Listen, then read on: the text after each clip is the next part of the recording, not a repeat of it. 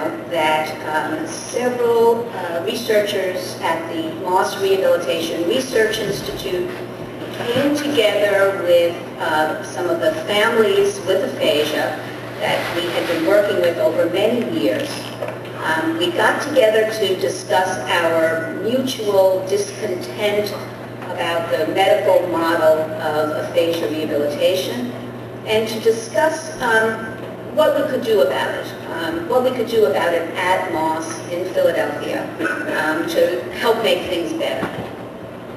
The outcome of those meetings almost 10 years ago was the Moss Rehab Aphasia Center, which we now call a collaborative model for long-term rehabilitation.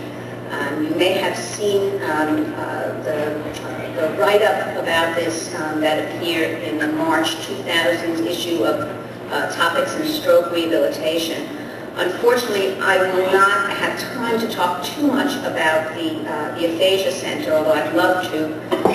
But I do want to just give you an introduction to the structure of the Moss Aphasia Center as it's relevant to this talk. Oops. The Moss Aphasia Center has several programs associated with it.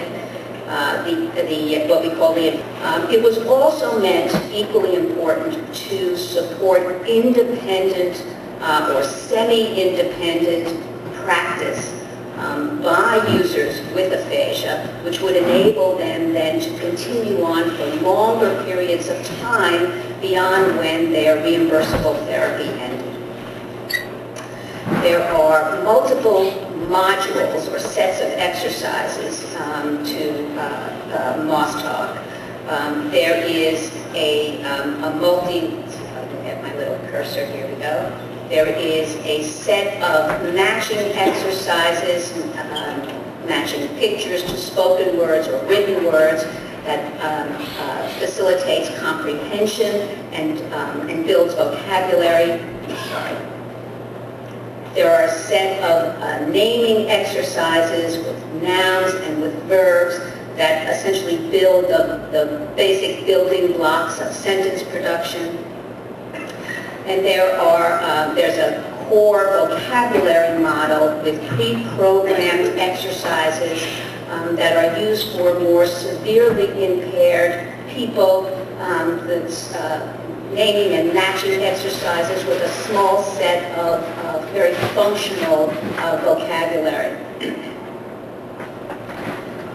The naming and matching exercises are all very easily programmed, so that at the start of a session, this is so sensitive to touch. At the start of a session, one can select the type of vocabulary to work on. One can select the type of exercise, whether, for example, whether in a matching exercise it's written word to picture or spoken word to picture.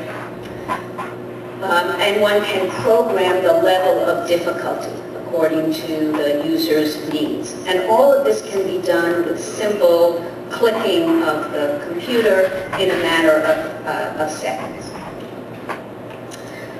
This is a screen for a matching exercise in which the target is indicated with a written word, the written word milk there, and the subject's task is to identify which of 4 pictures is the correct depiction. The number of pictures choices can be made to vary, the confusability of them can be made to vary, and I want to indicate on the side here those little cue buttons. Great to touch this. Don't go away. Here are these little cue buttons which provide cues. The sound turned back on? Yeah, good. So let me give you an example of one of our users, Mrs. S, doing the now task. That's right. That's great. Great.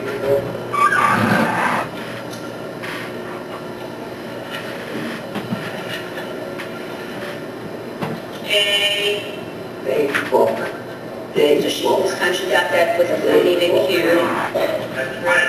Facebook. Perfect.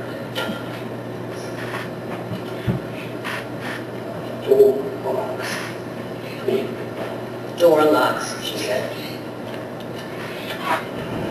So before you go to that top clue, can you go over there? I just want to see what happens.